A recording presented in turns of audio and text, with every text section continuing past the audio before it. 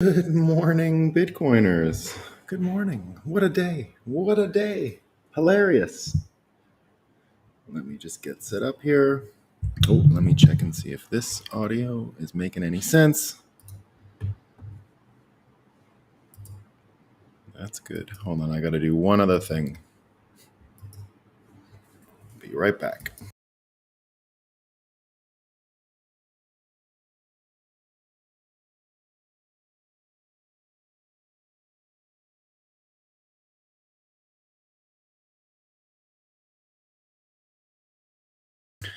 I had put on a fan and it was a little loud. And I put it on by accident. But we're going to be okay. We're going to be fine. Let me just get set up. I was a little bit late, not in starting the broadcast, in my preparation. There's so much going on, so it's a little hard.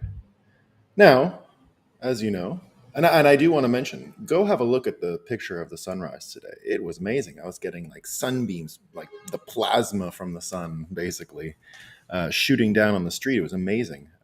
So have a look at that if you can see it, if you can perceive it, if it brings up if the conversion of the quality of the picture makes it to the YouTube thumbnail, have a look. It's amazing. I didn't get that every day. And I almost gave up. I was like, no bright sun this morning, because I usually get a nice orange glow, and it was dark and it was later than normal. I'd already taken one that was completely gray and bereft of color.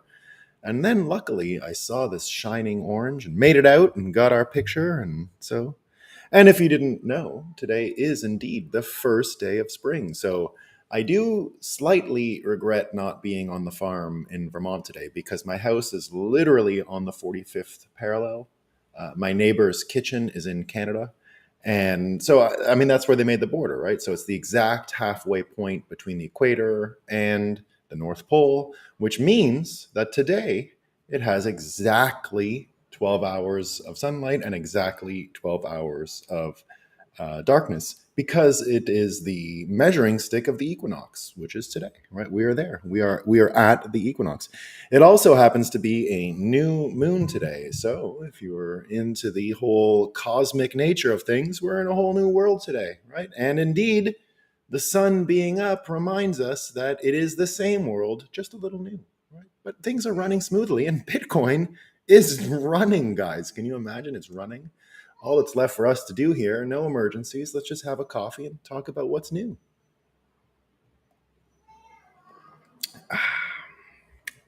Tastes like a confident cup of coffee. Confident coffee. As you know, we like to start every show with the fakest news we can find. This one's a little older, but I had to bring it up, right? Is coffee racist? How drinking coffee perpetuates white supremacy. So, coffee, no good. Here's another one from the Inquirer. Is the word picnic racist? How to deal with questions about language right now. Racist picnics. And this one is the best one. I mean, this was amazing, right? I'm going to read the headline and the byline because it's too good. Do Black Lives Matter in outer space? Elon Musk's company, SpaceX, is ramping up its efforts to inhabit Mars, raising crucial questions about who gets left out of fantasies of space colonization. Fantasies, yes. Okay, so what else is going on in the world? Not much. It's kind of like just a boring old day. Sorry, the global financial crisis and the collapse of the banking system. Oh, yeah. Let's talk about that a bit, right? So first of all, let's look at it through the prism of Balaji Srinivasan's bet, because a lot of people are reacting to it. And I think that was probably the persuasion game that Balaji had. It's orienting conversations in one direction. And I'm just sort of guessing and speculating on what Balaji had in mind. In case you don't know, we talked about it on Saturday. Balaji made a bet for $1 million versus one Bitcoin. So a fella had to make the bet is that America will experience hyperinflation. The bet is not exactly that Bitcoin will reach 1 million US dollars per coin. It is $1 million of stablecoin versus one Bitcoin, and the 90-day window here. So Balaji called it the bat signal, but it has scrambled some brains, right? And we're going to go through those. The first one I want to mention is a fella named Ben Hunt, who I mentioned many times on this show, Epsilon Theory. He had a really good academic take on what Bitcoin means for financial surveillance, and definitely has an interesting way of thinking about it. But here's a few other things. Here's a few other things Epsilon Theory mentioned. Let me find it. I've got a bunch of quotes from him here. Did I even copy this one? I think I did. Here we go. Where is the thing? So anyway, he's very upset with Balaji. Very upset. Many people are upset with Balaji. Some people think this idea of protesting the bank system is the worst idea in the world, and you shouldn't play this way with people's lives. And there's a few other things like that out there. Where the heck is this quote? It was the best one I had from him. I've got a bunch from Epsilon Theory today, and I don't know why I can't find this one. Let me just see. Maybe I'll have to go back into my normal photos to find it. Where in the heck? I'm still not quite adjusted to the time change. I got used to having an extra hour to prepare. Anyway, I don't know where it is. What he basically says here is that he loves Bitcoin and it's like art. Where the heck is it?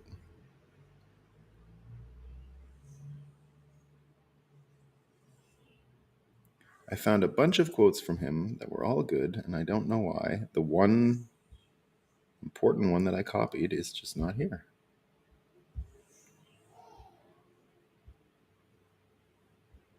Anyway, very stupid. Don't know where I put it.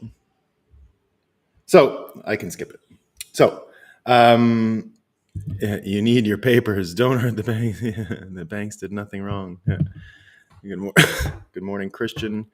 Guten Tag, Kevin. Hey, everyone. I'll read some hellos. No, he didn't delete it. I take screenshots of these, and that's sort of. And I had a printer before, and I would print them off, but the printer doesn't work well here. And I was sick of the ink, and that was a whole bunch of other problems. Printers don't work, right? There's no such thing as a printer that can be relied on. Anyway, what everyone criticizing Epsilon Theory, Ben Hunt. So I wanted to lead with that. He basically said something like, "I love Bitcoin. It's art, right? Bitcoin is art." And this is kind of the way that a lot of people on that far end of the intellectual spectrum have treated Bitcoin for a long time, that it is this wonderful experiment. There's a lot of people, even who are developers that work intimately with Bitcoin, that say, well, it's in beta. We gotta push it. It's got to work more. And it's a lot of that Silicon Valley tech bro idea, right? So again, that's kind of how Ben Hunt is characterizing what Balaji is saying. That's what a lot of people are saying. They're accelerationists, right? They're accelerationists. And this is what he says. He says, this is from Ben Hunt. And in response to Balaji saying the banks are insolvent, they lied to us. This is the crap that makes me so angry. I've heard from a dozen people now who say they're taking this motivated, self-promotional, millenarian batshittery seriously. And he goes on to say that the fractional reserve banking is right, and he capitalizes the engine of entrepreneurialism and productive societal risk-taking. It is directly responsible for the standard of living, technology, and medical care you enjoy today. Without the fractional reserve banking system, credit would only be available to the already rich. Mortgages, auto loans, credit cards, student loans, startup loans, all of these would no longer be available if you move to a fixed reserve banking system. So is he right about that? I don't know about what would be available, loans and credit and all of these things. But his statement about it is the engine of entrepreneurialism is true. I'm not going to disagree with Ben Hunt here, right? That's the point of what we talk about on this show. We treat the economy as a psychological engine.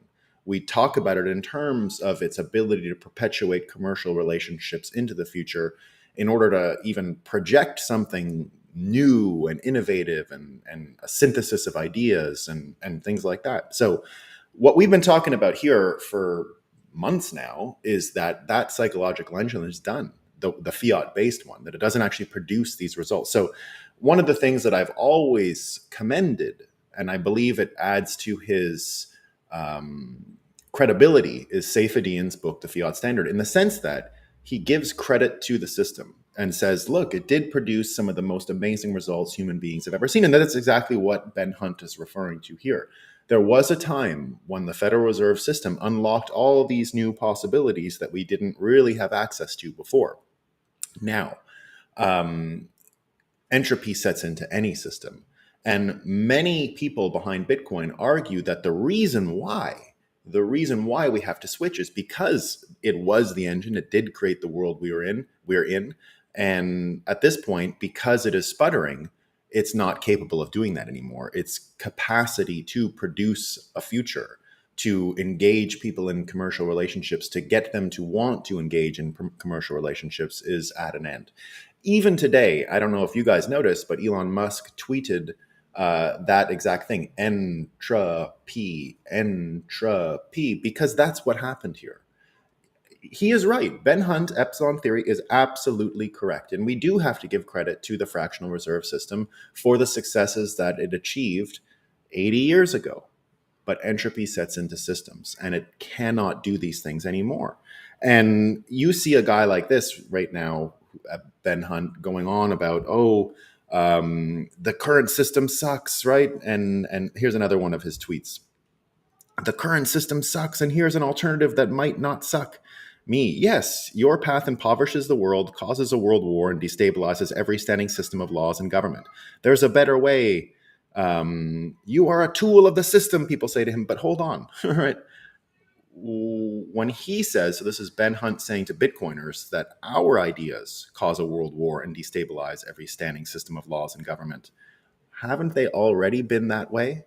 Do we not have a criminal enterprise running America now? Do we have any confidence that we even have elections anymore? What's going on in Europe? Was that Bitcoiners' fault that they're having all this trouble in Ukraine? Is it Bitcoiners' fault that the minute the US was not asked to broker peace deals between Iran and Yemen and Saudi Arabia, that the deal actually happened? And now, as of today, the king of Saudi Arabia has invited the Iranian leader to the country to talk over the terms of peace, which were brokered 2 weeks ago. Was that, did we cause both of these things? Right? So when Ben Hunt says this, right, and there's another fella who said exactly the same thing, and that's our favorite Noah Smith. No opinion. Here's No Opinion's opinion about what's going on with Balaji and the bet, because everyone's commenting on this Balaji and the bet, right?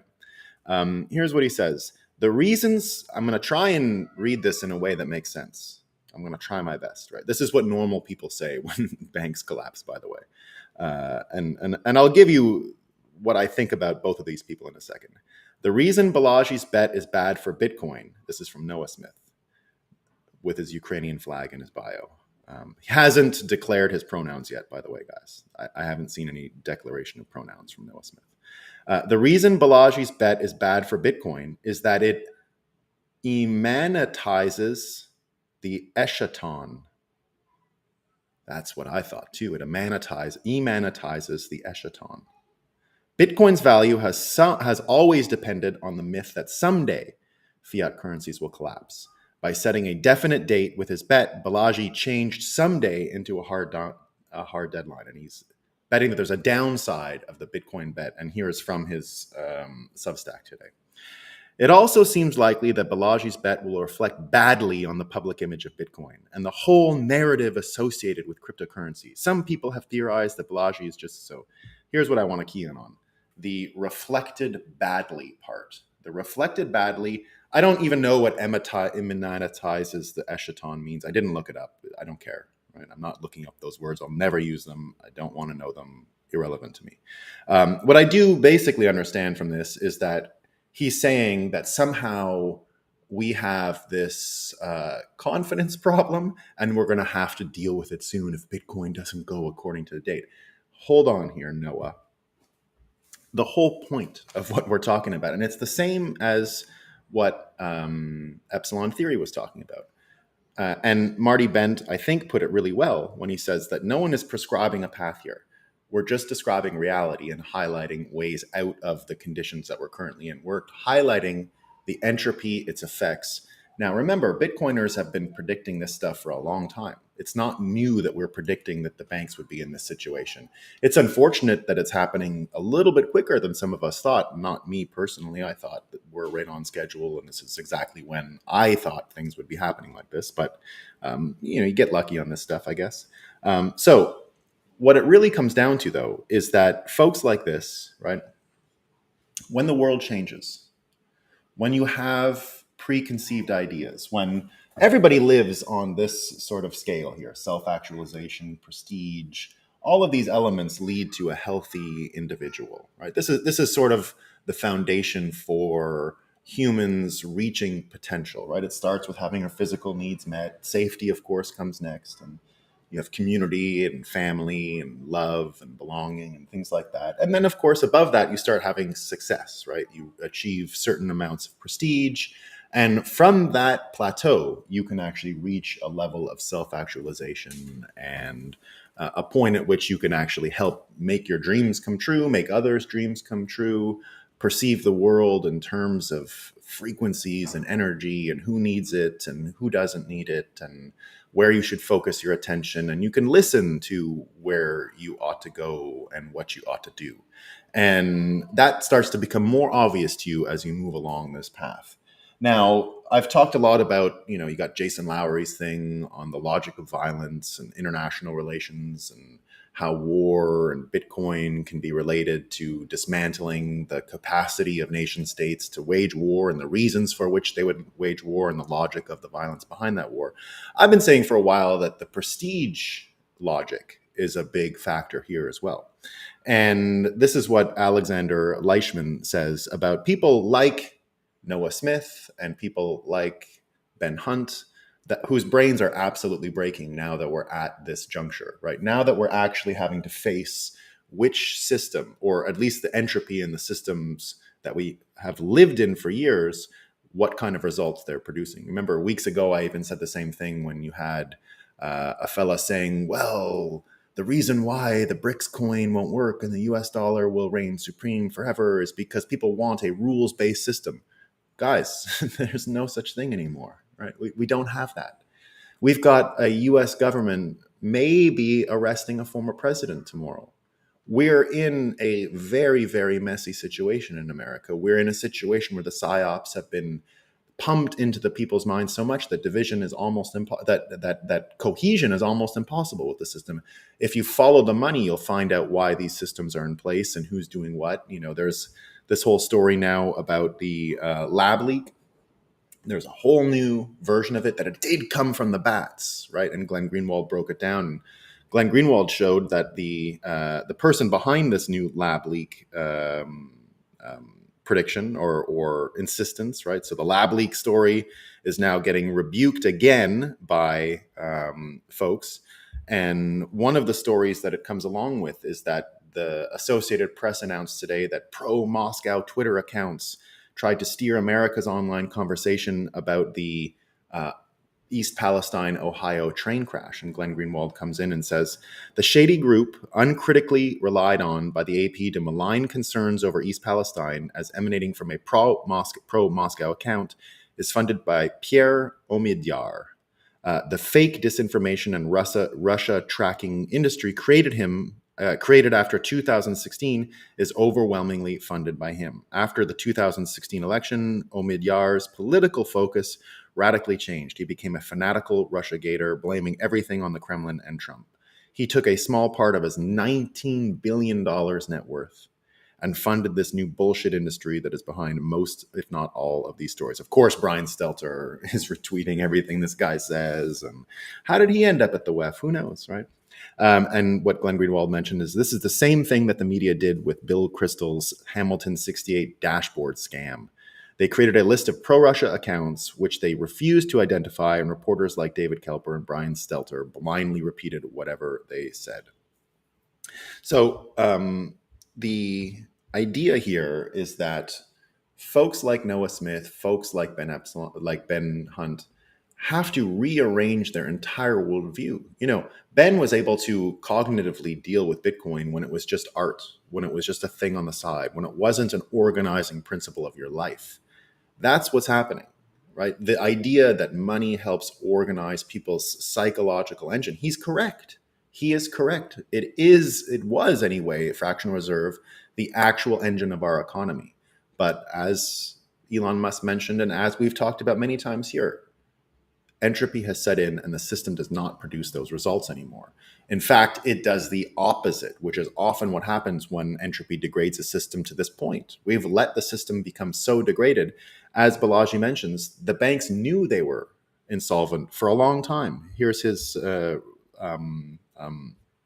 logic on it, right?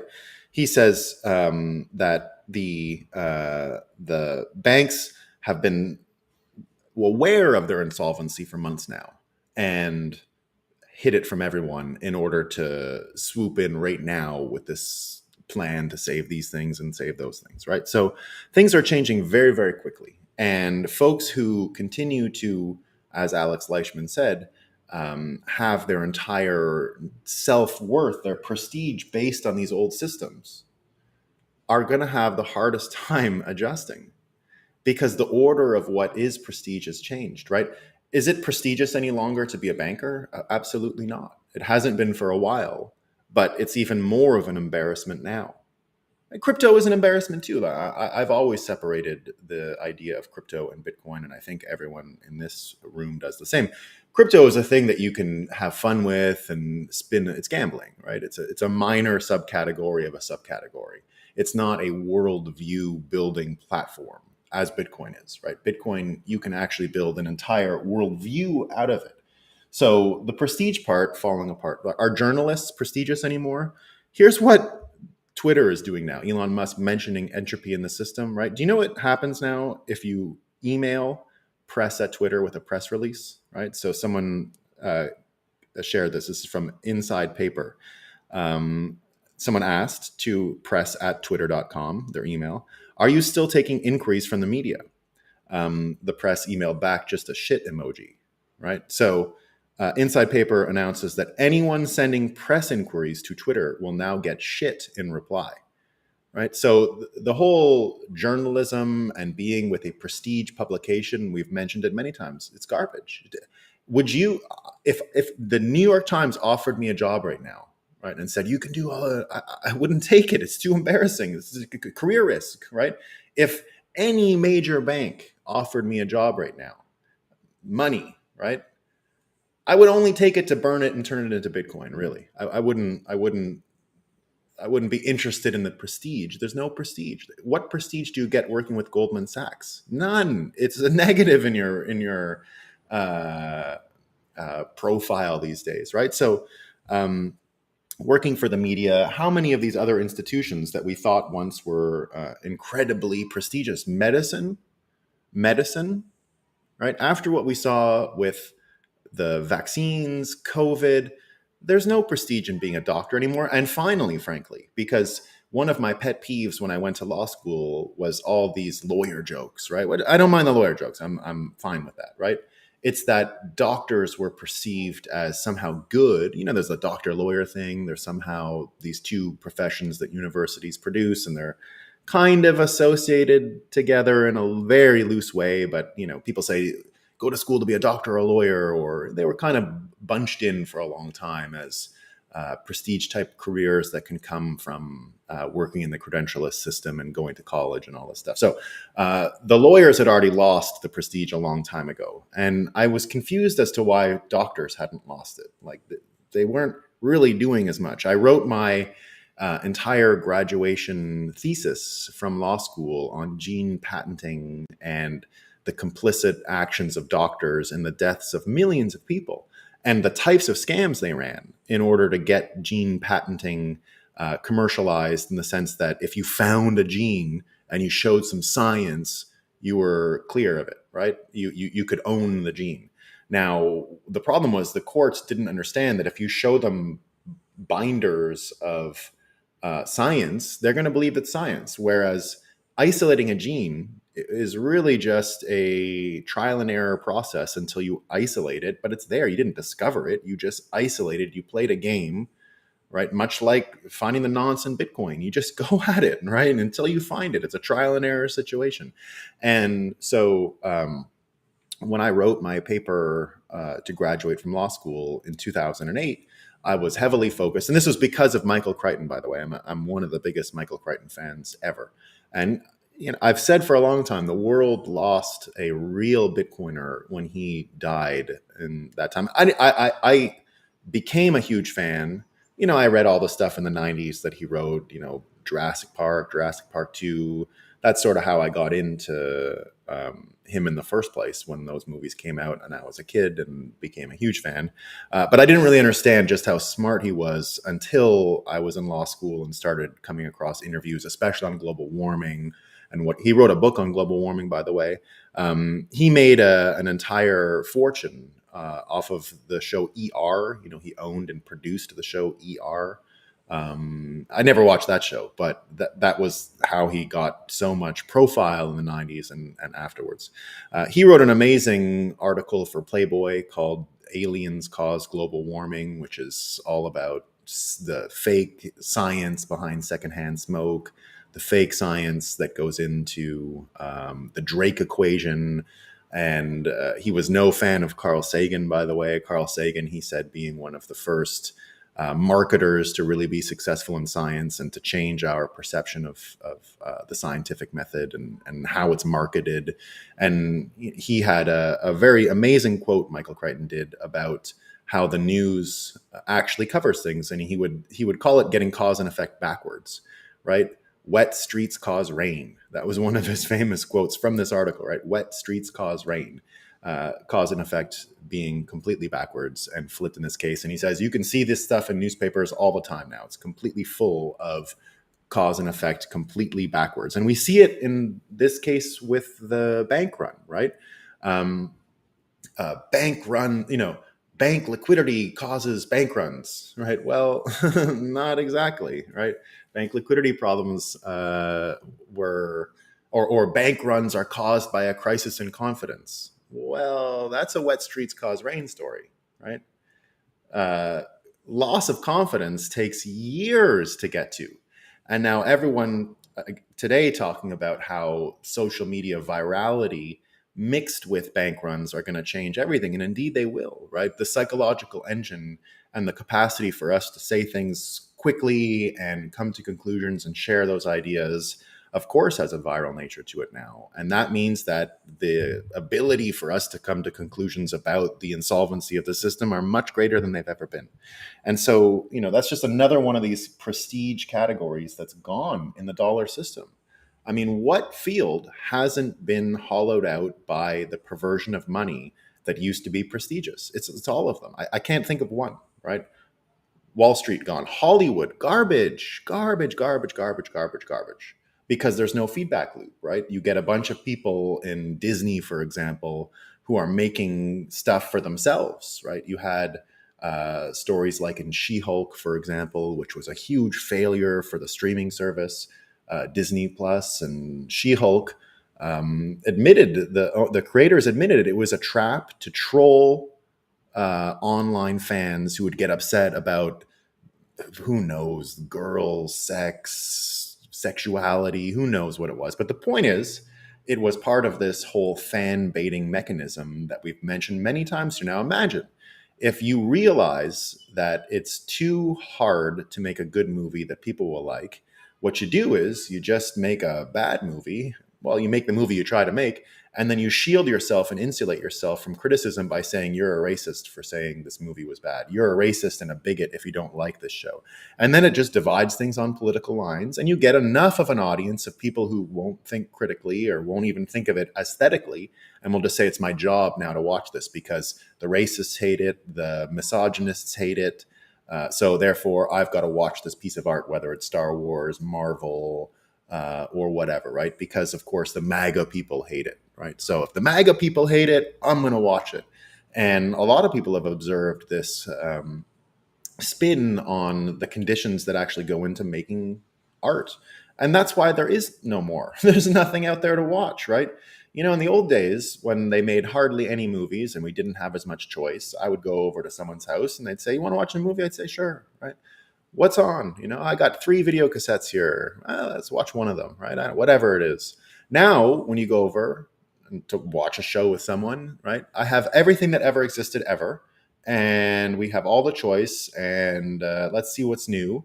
And you can't choose a thing. There's nothing that two people together would agree on watching. Now, it's partly because we have much more choice than ever before, but partly because most things are created in this model that I've just mentioned. It's not actually to entertain audiences. The feedback loop of having to make money hasn't really been there, right?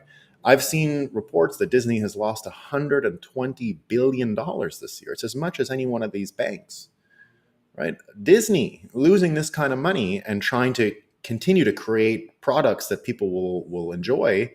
Are they learning a lesson? Well, they have big credit lines, right? They get a lot of the free money. They get a lot of this uh, money that came from the system. And it's not the risk taking anymore that Ben Hunt mentions. It's the opposite. It's the least risky thing. You can just get the free money if you're at the discount window, if you know people are at the discount window, and they can gamble it and they can make money, right? So the whole idea of these prestige institutions just isn't there, right? It just isn't there.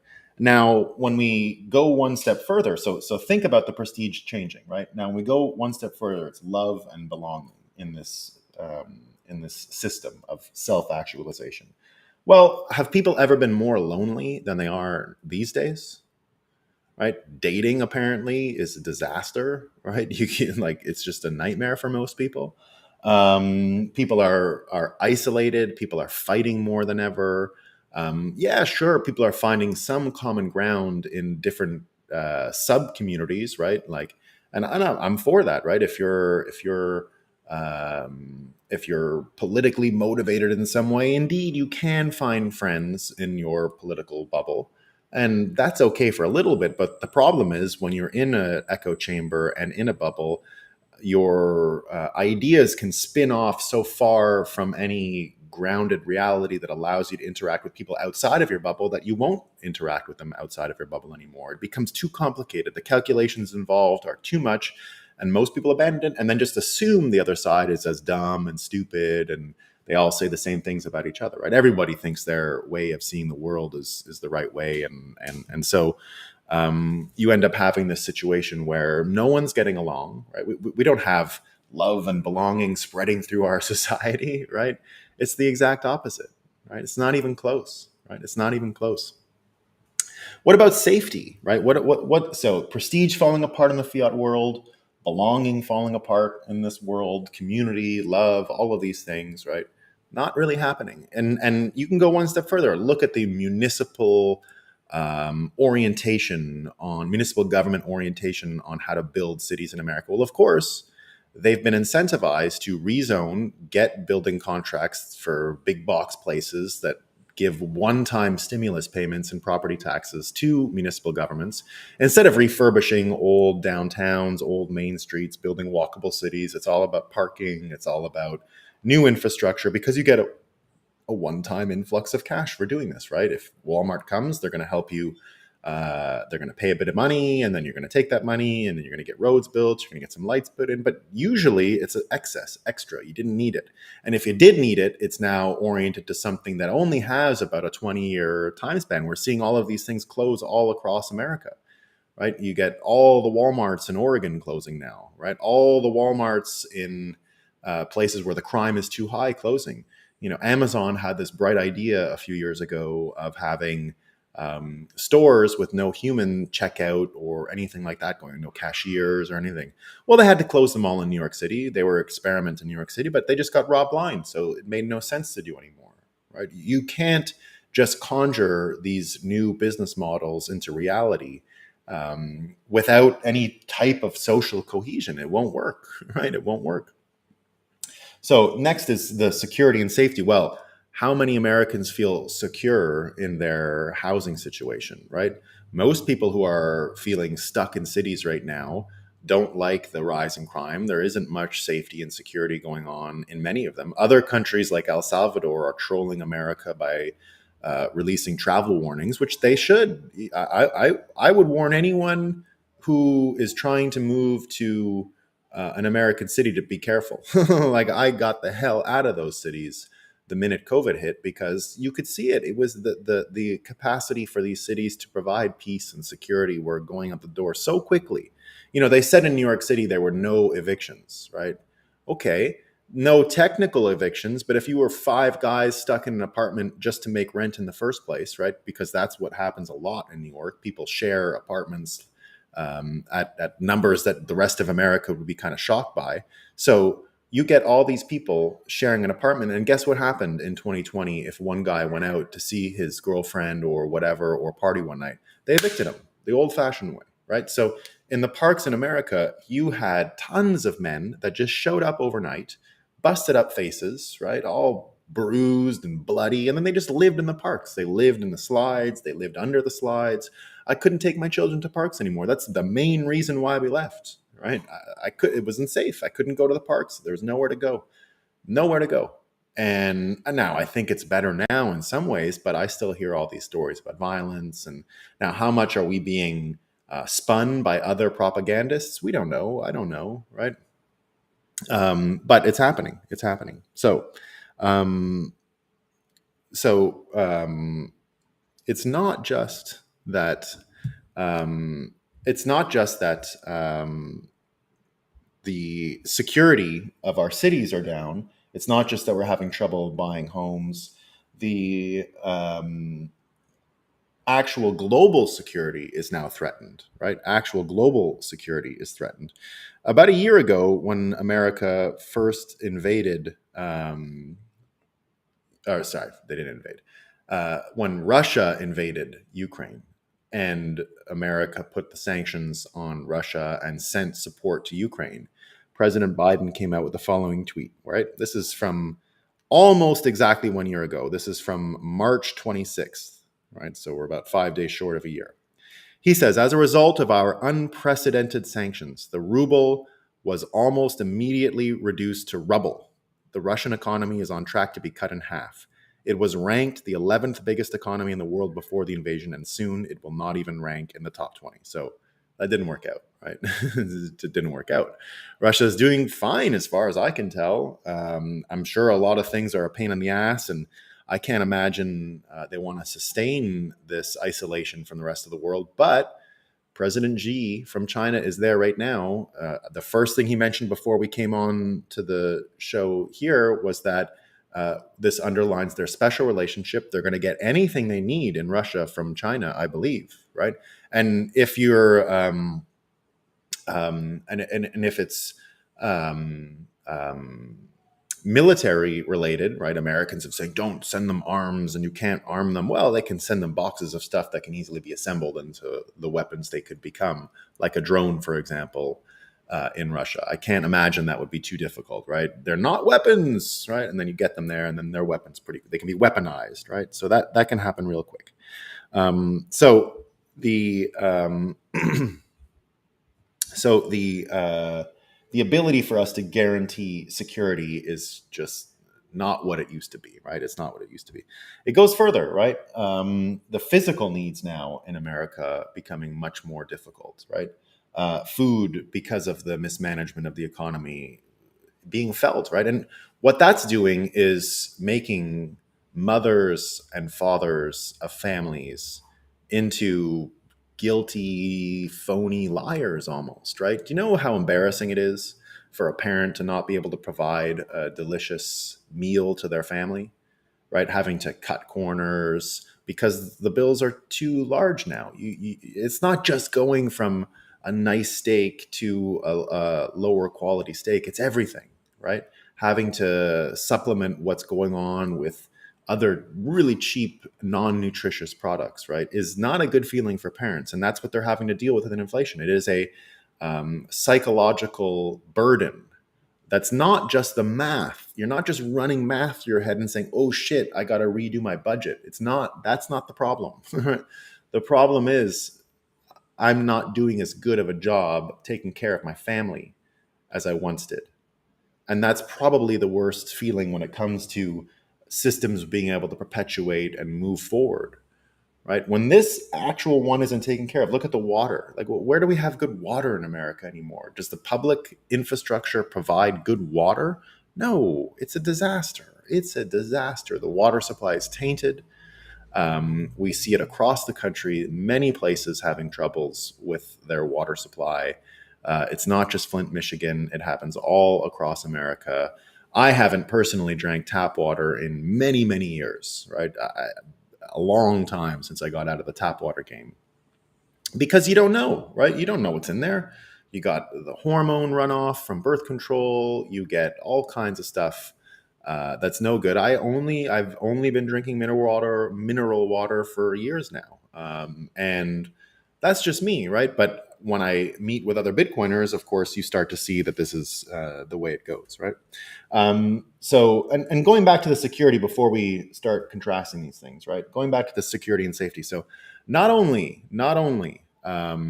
did Xi arrive in Russia today, right? He wasn't alone. 40 African countries were in Moscow for a conference called Russia, Africa in a Multipolar World. And the conclusion here is the global south is ignoring Washington, D.C. and its endless wars. There are bigger fish to fry. Indeed, they've got to figure this stuff out. So suddenly, America's capacity to coordinate the whole world is in question, right? We see what happened with the announcement yesterday that the U.S. dollar, the swap lines, right? So yesterday on a Sunday, there's no problem. Janet Yellen was saying there's no problem with the banks in America, right? And then they announced this, right, on a Sunday. The U.S. Federal Reserve, to improve the effectiveness of swap lines in providing U.S. dollar funding, the central banks currently offering U.S. dollar operations have agreed to increase the amount, right? So Santiago Capital says, another way to read this headline is world continues to reject U.S. dollars by taking out billions in new short-term loans denominated in U.S. dollars. Right. And it goes on, right? It is now becoming clear that elements in the US are fearful that accountability for previous actions are coming. Watch for ludicrous excuses being made to justify why such actions were taken in the first place. You're going to see more and more folks start to think about this stuff, right? And if indeed, like if we do start to, if people start depositors, people who just want to save their money, start actually questioning and evaluating risk, it'll either end with hardly any banks left in America because they're going to understand the amount that are insolvent, and it'll underline that the system for years now has relied on the depositor being so unsophisticated and trusting of the system that once they realize, and we're getting to the point, right? Once you start threatening these things, once these things come into play, once we get that low in this hierarchy, they're going to understand that the unsophisticated capacity that they've looked at the system with and the blind trust they had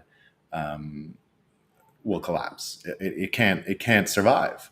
That's good news for Bitcoin in that Bitcoiners are not selling some other sophisticated idea. They're selling the simplest idea, self-custody, because you can't trust them. And no one can dilute the supply of what you have. And the IQ required to participate in saving your money is now as unsophisticated as you want it to be, right? That's the thing. It's the mismatch. People don't want to have to think and use so much IQ in order to just save money. They don't want that. Nobody wants that, right? You want to be good at what you're doing. Whatever you are, be good at it. But that doesn't mean put a bunch of cognitive load into navigating the markets. Some people have time for that, and that's why it was prestigious. You paid them to do it. But that's not a thing, right? The idea of picking a winner in a stock market upon which the entire sophisticated part of the market has been built is not a thing. Ask Warren Buffett, and this is where Warren Buffett and Bitcoiners 100% agree, right? Ask Warren Buffett if picking stocks is a real thing. It's not. It's never been a real thing. You can get lucky a couple times, but it doesn't mean you understand how to pick stocks.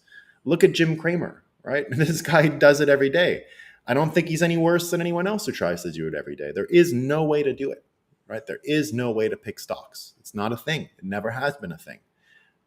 Yet it's sold as an entire industry, right? And so is banking. These are entire industries that aren't actually real. They're not real. The richest investor in the world says it all the time: buy the index, get exposure to US entrepreneurship. It's not the stocks themselves you're buying, it's the system and its capacity to move forward, which is now kaput. It's not going to work, right? So, so if you start contrasting and comparing exactly what humans want, right? The thing breaks down at this prestige level, right? It's breaking down from there. You can get it wrong a little here and be fine. You can get it wrong a little here and be fine. You start to get in real trouble when the sense of belonging and community are gone. America doesn't have that anymore. We can't build off of that. Go back to '08, right? And the meltdown. You can say viral social media all you want. But remember, when the '08 financial crisis happened, the confidence people had in American institutions was much higher. The support Obama had was enormous. It was the honeymoon of Obama. He won a Nobel Peace Prize when he was bailing out the financial system. There is no more. That's not happening. Joe Biden is not 2008 Obama. He's not even close, right? There's all this stuff now coming out where even CNN this weekend, when presented with one of the, I guess, lawyers for Biden or something like that, was saying, is there anything criminal about the Hunter Biden and the money we just saw from the family in China and what's going on in Ukraine?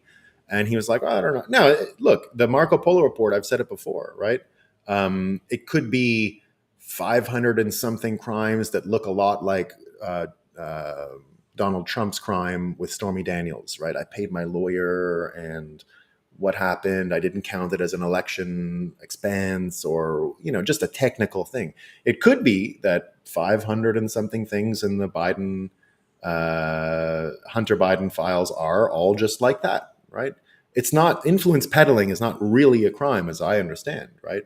I think you can just sell access to people in the American system anyway. I think it's fine, right? I don't know if it's a crime or not. So are there 500 crimes that Hunter Biden committed? No. If there's just one, yeah, I could say that maybe, but it doesn't even matter, right? It's besides the point. Even CNN, the lawyer said, even CNN, the interviewer said to the lawyer, this has a bad look, right? It's a bad look. And indeed, it is a bad look. And that's all we're talking about here. You don't need the facts of all of this stuff. How does it look, right? How did Joe Biden look yesterday when they were asking him on camera? I don't know if you saw it. They were asking him on camera, what about the money that Hunter was paid? And you can see him physically recoil, right? Back away and not be able to answer any more questions and just say that's a lie. Right? Physically, you could see that it was a bad look, that he wasn't prepared and won't be able to answer questions in any meaningful way. He can't, right? His brain is not capable of tackling all the things that are being alleged against him. So you got the whole world meeting in Russia. Security is changing. Americans are getting poisoned every day. They're lonely.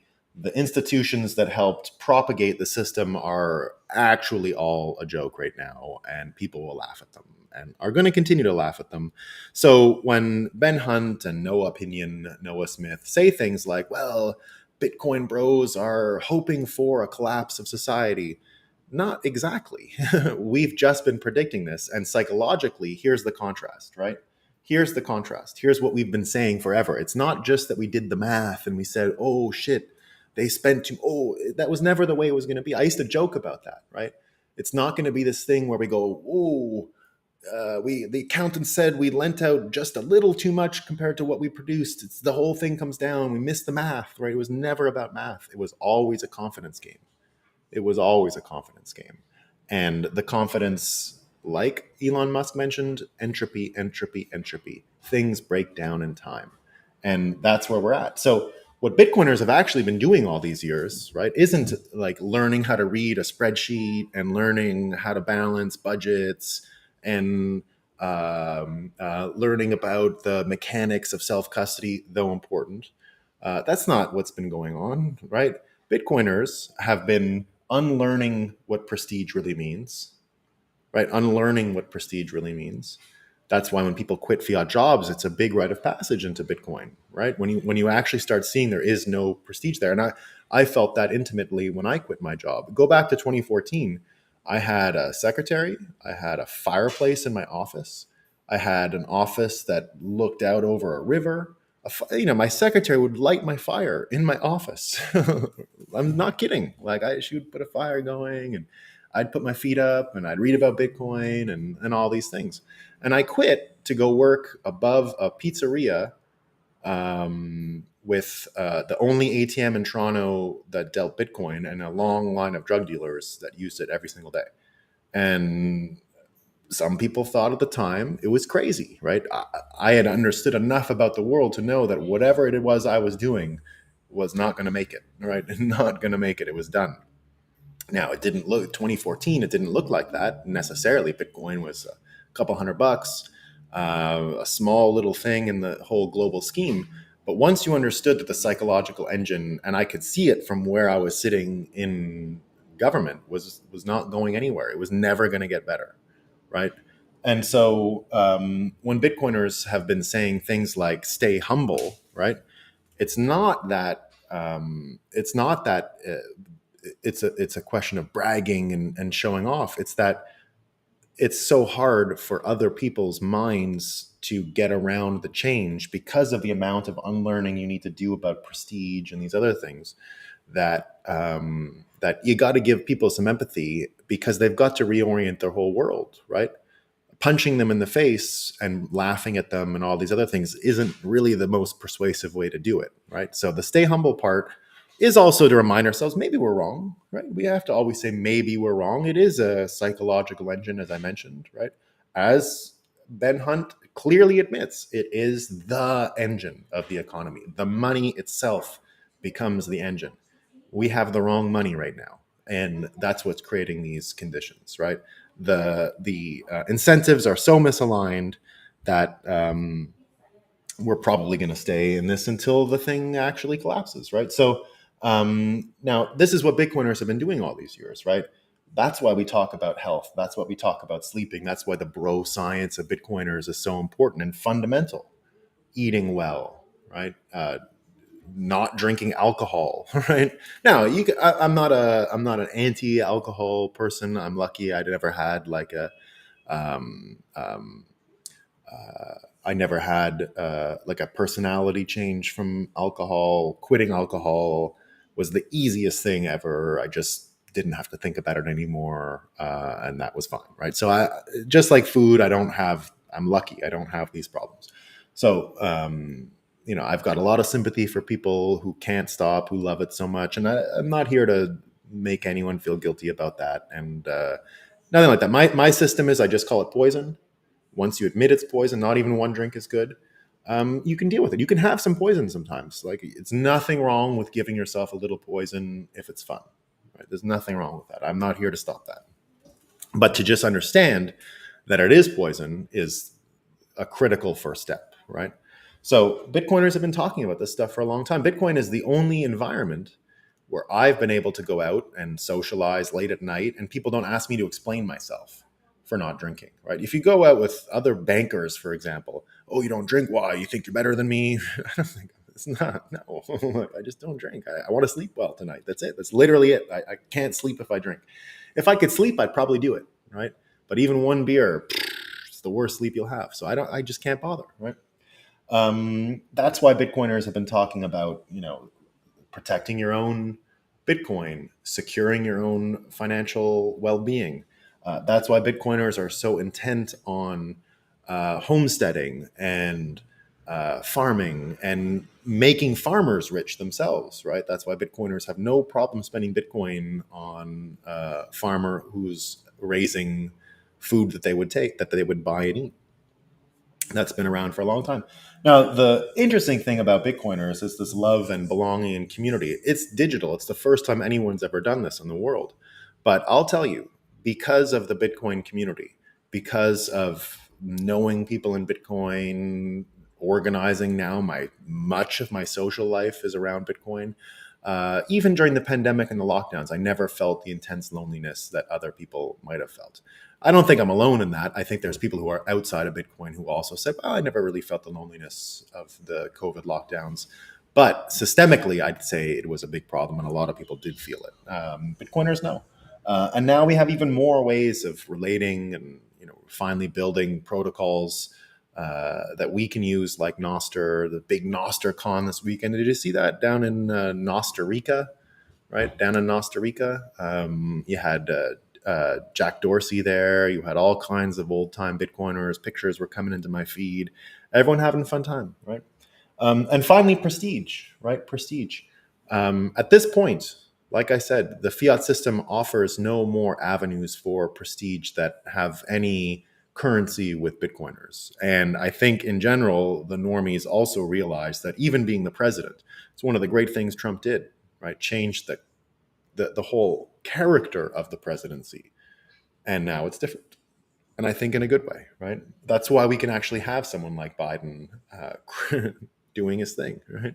We love it.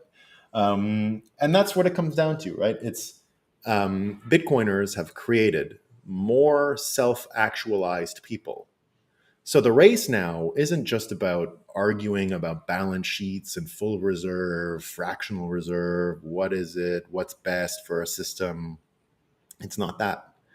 This system, because the prestige, this system, because the prestige factors have changed, lose playable characters every time a crisis happens. There's people who are burnt and washed out and destroyed every single time. Just like I said, the doctors got wiped out in COVID. They're the latest experts. So we're now at the Wall Street and financial part of the wipeout.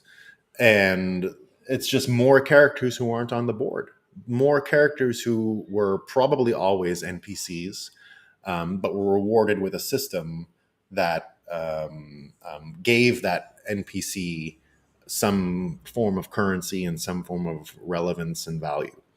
Bitcoiners haven't been washed out by any of this stuff. We're continuing to be on the time frame we predicted. Therefore, I slept fine this weekend. I'm not sitting there worried about bank runs. I don't care. Like I don't. I mean, I care systemically if you can't go outside because it's too violent. But again, Bitcoiners have thought of that before. Why do you think we talk about citadels? Why do you think we talk about being in rural places? Why do you think we talk about 2A? Why do you think we talk about knowing your farmer? Why do you think we talk about all this stuff, right? We have been betting on a form of collapse for quite a while now. And unfortunately, it looks like we're getting closer and closer to our predictions becoming real. But what it means is Bitcoiners have been running through this thing for a long time. And there are more self actualized Bitcoiners at the table now in proportion to the other side. The other side loses people every time, Bitcoiners gain every time.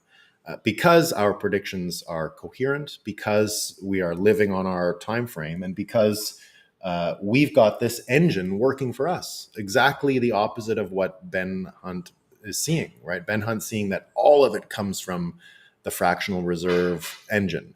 We're saying that's done. There's another engine out there that can align incentives, that can get energy produced.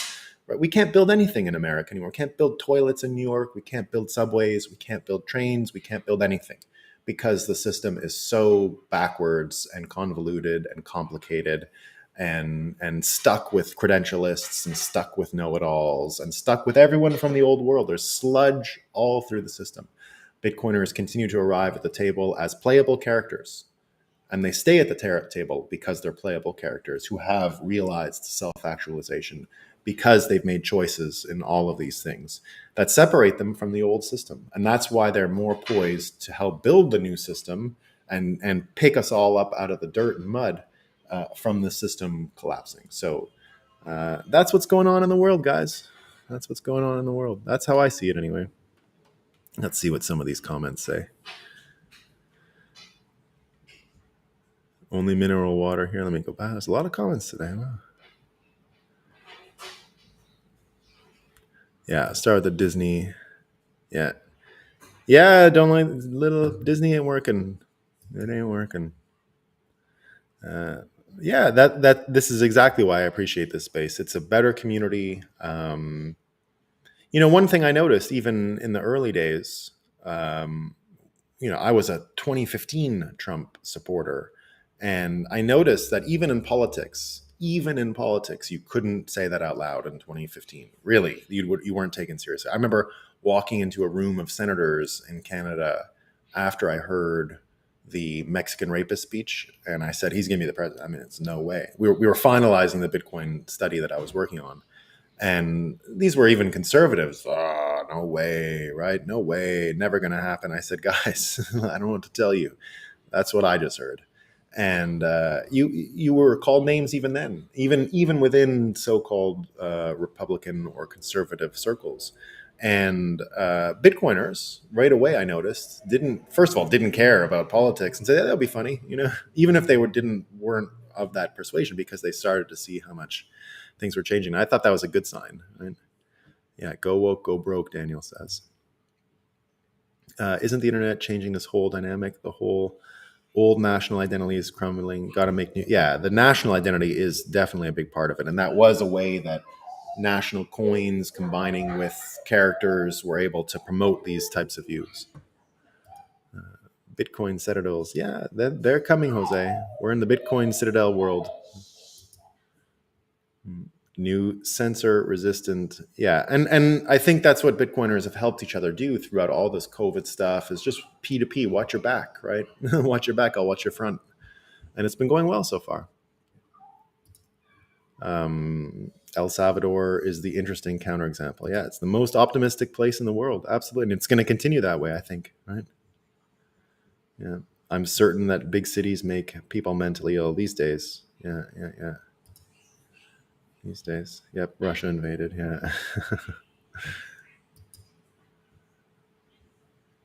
Yeah. Well, yeah, what a bad look for America. Well, I mean, who's going to listen to the United States right now? It's like they don't have. It was always financial leverage they had on everyone, and without that, without the prestige, what is left? Right? What is left in this? Is anyone going to see that as the way forward? I don't think so. I don't think so. Mineral water too. Yeah, yeah, yeah. It's a thing, guys. Go look up how bad tap water is. Yeah, 40 people have been on the stream for a while. It has been. And Christian reminds us all to like, share the show. Please do. We would love it. A few months ago, the IMF had a press release that the USA had 80 trillion of debt off the books. Press was crickets. I sounded the alarm to all friends and family. Crickets again. Yeah, yeah. There's only so much you can do, man. You know, people. It's because of this system, right? People still think that being close to the prestige will help them get where they're going to be. Yeah. Smash the like, guys. We love it. Not sure if one is knowledgeable in a sector, you can definitely pick stocks. Yeah, yeah. I mean, maybe. But then, what if your sector washes out? There's. Look, all I mean to say is, Warren Buffett has shared his personal story for years. He started as a stock picker and then realized I never made any money. That's why it took him so long to make money. He needed to figure out his system, and that's why he's always said, don't pay a financial advisor, buy the index. That's probably the only way. Now I agree there might be some small niche experts out there who know a little more, but it's not like in crypto there's no such thing. And I feel like crypto is a sort of microcosm of Wall Street in that way. um, but I could be wrong. I entered the same thing with my friends. They knew nothing about the banks. Yeah. Yeah. Morning Bitcoiners. Um, Half of learning is unlearning. Indeed. Yeah. Yeah. Every time, the whole idea, even of Jesus Christ and the resurrection, which is, coming up, or we're coming up on Easter. Um, it's also about yourself, right? That you have to kill versions of yourself, or that they die and new ones are formed, and you've got to embrace that rebirth and being born again within your own lifetime several times, right? Several times. Yeah, it's the new Titanomachy. There is a mythological war. Yeah. Abandon the old gods, indeed. Yeah, indeed. Abandon the old gods. Max says, know your farmer, KYF. Much better. Yeah, know your farmer. Yeah, the stay humble part is tough but important. Yeah, it is. It is. It is. It's really important, guys. I mean, really, even just to repeat to yourself, we might be wrong, right? We might be wrong. It's always a good exercise. We might be wrong, and then to have the empathy for those who um, have taken longer to come to these realizations, right? To not be humble in the end. That's what makes it hard, right? There's people out there who are not humble, and you've got to stay humble in order to wait for their humbling. And that's a bit tough, right? There's definitely some people in my life who laughed at me for Bitcoin in the early days who I could probably be more humble with them. Probably. I don't really feel like it and haven't been, you know. But those are my own failings. The Greeks have the same idea in the mythology regarding resurrection. This is what the immortals are.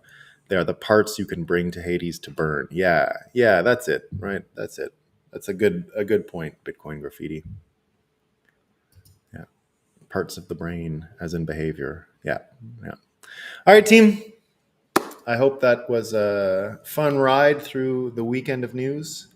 I think we have figured out most of the problems, right, of the world, right? I think we've isolated why hyper-Bitcoinization is going to be a lot more fun than hyperinflation. Remember that, right? There is a choice. Hyperinflation is not the only path forward. It is not doom and destruction. Hyper-Bitcoinization is a very optimistic and positive outcome of all this. And the number one thing is going to be the free energy. We're going to get so much energy pumping through this world that people won't even understand why they even wanted to hold on to this old system. All right, team. Peace. See you later.